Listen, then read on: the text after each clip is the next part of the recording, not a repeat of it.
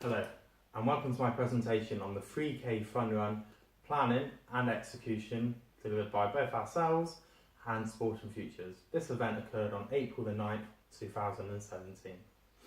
Within this presentation, I'm going to be talking to you about three key elements. Firstly, my assigned role. Secondly, any additional responsibilities I fulfilled on the day. And finally, any challenges and evaluations of these that will have occurred. So, my first role was internal communication liaison, and for this I had to ensure that all work was completed and to a high standard by all individuals in the group. So as you can see, I was a dominant figure within the group chat, ensuring that firstly all work was completed and that approximately 1,000 words was written by each individual, and that finally retrieving work from all the individuals and also ensuring that the whole document collaborated and look good as a whole before submitting this work back to the group so that everyone could upload this for their assignment. So we divided up the workload exactly the same way that we assigned each individual their role. This was by playing to each strength. So Frank was our senior zone leader, and therefore we gave him the risk management planning and also the contingency planning. Max Adams was our sponsor liaison, and therefore we gave him partnership strategies and also internal and external staffing strategies. Finally, for this assigned role, I needed three very key managerial skills. Firstly, time management. Extremely crucial as we had two deadlines to meet. A, the 5,000 word proposal on April the 5th, 2017, and B, the actual event on April the 9th, 2017. Secondly, I needed to have good leadership skills. So this included ensuring that all individuals could attend meetings, ensuring that all individuals had completed work on time, and that finally we could collaborate the document as a whole. This was coordinated by myself. Finally, I needed to ensure that I had great communication skills, as this was essential to ensure that all individuals knew exactly which piece of work they were completing and when it needed to be completed by, to ensure that the document was completed and also that our event being fully prepared for.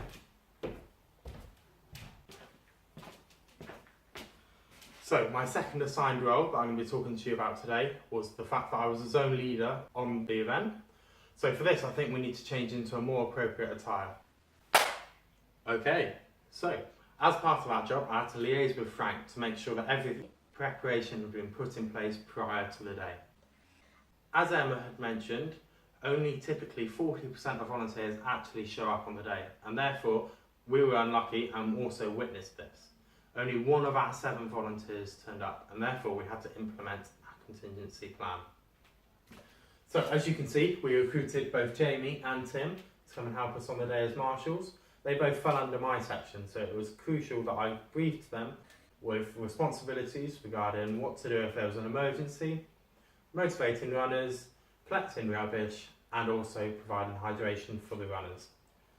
Once the event had finished, I went and collected both Jamie and Tim. We collected the signage that we had positioned earlier in the day, and then went back to the logistics room ready to have a debrief with the 3K planning team and Emma.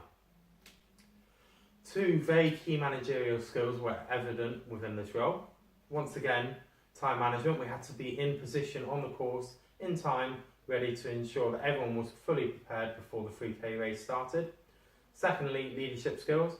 I had to direct both Jamie and Tim to the position where they would be marshalling on the day and provide them with the water to hand out to the runners.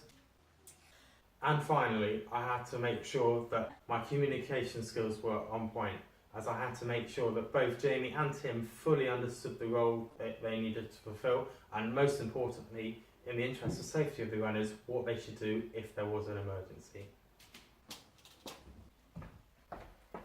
Okay, so now I'm going to be talking to you about additional responsibilities and also the running order of events on the day. So when we arrived, we had a bit of spare time, as the 3K didn't start till after the 10K had finished. So we were able to help the stage management crew lift the crowd management barriers to the start line and also the finish line. This was to ensure the safety of participants as it prevented spectators intervening with the race. It also prevented cars moving back down the road, which was now closed. After this was complete, we moved over to the 3K registration tent. Here we moved the 10K medals over to the finish line. This was simply to prevent any congestions later on in the day and to ensure the smooth running. Next, we moved over to the logistics room and picked up all the items which we required for the race, and then headed out onto the course. We were performing a sweep, so making sure that the risk assessment was still up to date, and therefore that involved moving twigs, sticks and stones from the course, and also placing bright tape on the bollards, ensuring that they were highly visible to runners, and also signage but showing both runners the direction of the race and also letting pedestrians know that the race was actually occurring on that day. Once this was complete, we then went back over to the logistics room, and then we went over to the water pallet, which was kindly donated by Buxton Water, and we were simply moving it from the pallet onto the table, ensuring that after the 10K runners had finished, they would remain hydrated. Due to the surplus amount of water, I've suggested it would be a good idea that we take a crate each out onto the 3K route on each marshal point to ensure that the runners were hydrated throughout the race.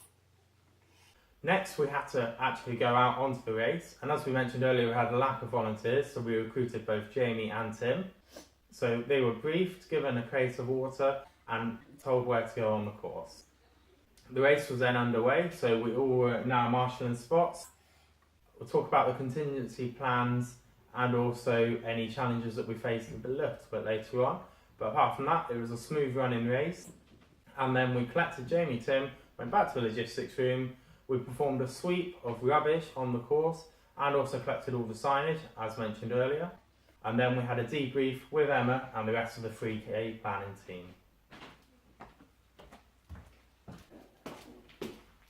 Okay, so we're now on to the final bit of the presentation. So we're talking about contingency plans that were implemented, any evaluations, and also other challenges that we may have faced on the day. So, there were only a couple of incidents that occurred on the day. The first of these was a veterinary emergency.